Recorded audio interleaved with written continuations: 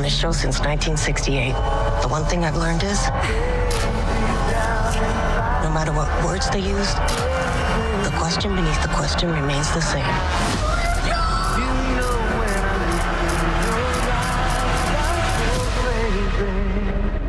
What's the question? Which one of you will hurt me?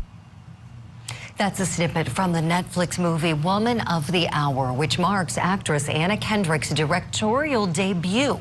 The film is set in the 1970s, where an aspiring actress crosses paths with a serial killer on the set of a popular dating show.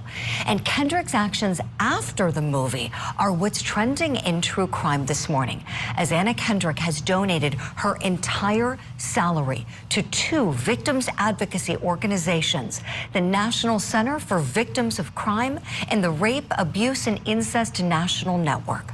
The movie is based on a true story involving Cheryl Bradshaw, who's played by Kendrick, and her real-life encounter with serial killer Rodney Alcala. Now, Kendrick said that she felt gross making money off of the victims of Alcala, who is suspected of killing more than 100 women and girls back in the 1970s. So she donated her whole salary to help victims of crime. Bravo, Anna Kendrick. So the question we're asking this morning, will others follow her gesture?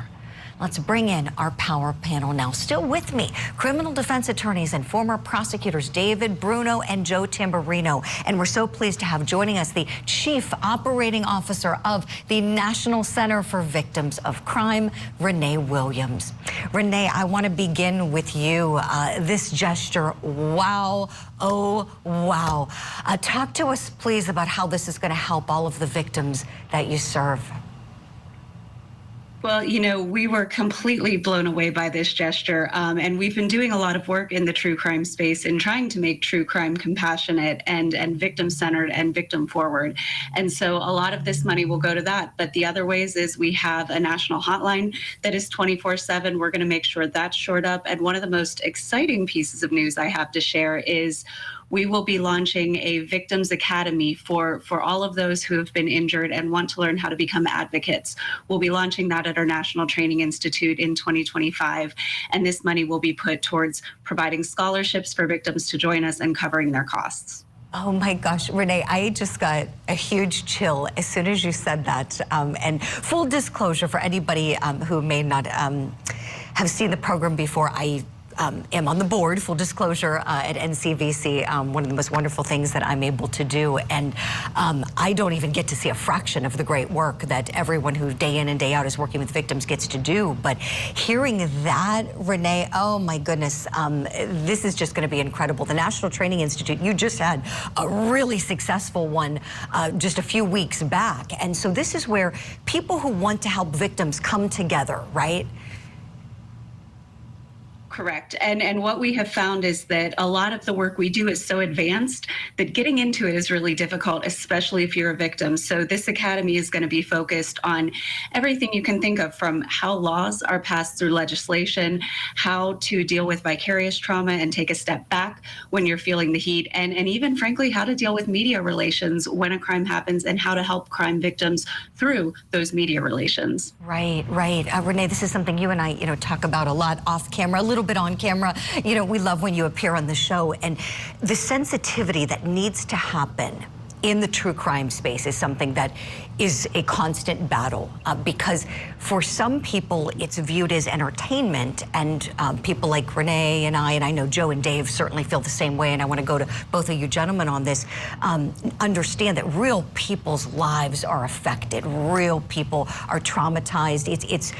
It's nothing entertaining to them. It's just devastating, nothing short of devastating and traumatic. And so seeing this, Joe Tamburino, when you see someone like Anna Kendrick, who's very popular, she's beloved, and she's somebody people want to watch in the world of entertainment, who's saying, oh my gosh, I don't want to touch this money because this really happened to people.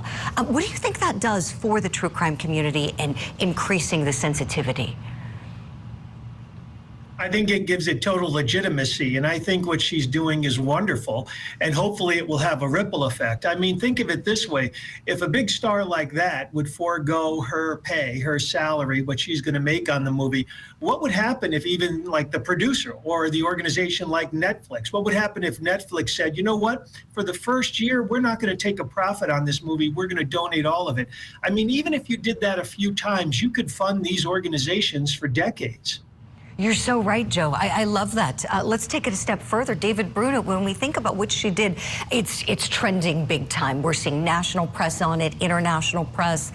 Everybody is so thrilled to see these great organizations get this money because it's going to truly change people's lives. What do you think will happen? Will anyone else follow suit? Do you think we'll see any wave of celebrities emulating Anna Kendrick? Oh, without a doubt, I think so. I mean, look at the culture that we're in right now. I mean, it's one extreme to the next. We're going to talk about Diddy next, right? I mean, public relations is something that I think everybody is in tune to nowadays, especially as a star or in the public. And what better initiatives to go to support? You know, I wonder, can Netflix do more? Can we even maybe put some legislation in about whether or not some of these violent movies are required to do something like this? Because there is an argument against this stuff as well, because it does sensationalize violence when movies are made like this. We're talking about Menendez brothers again, right? Because they're coming through. I'd imagine we're going to see stories like that. Is everybody going to follow suit? And if they do, it will have an impact on Renee's organization and many more to come. You're so right. So well said. Thank you all for that. And Renee, we are so happy for NCVC getting this program launched. I can't wait to share more. We've got to do a follow-up when the time comes about the Academy, because I do come across wonderful people in this job who say that they want to become victims advocates but aren't quite sure how, and so hopefully this can help facilitate that, and we certainly need them. I always say they're the unsung heroes in our criminal court system. So we'll leave it there for now. Bravo, Anna Kendrick.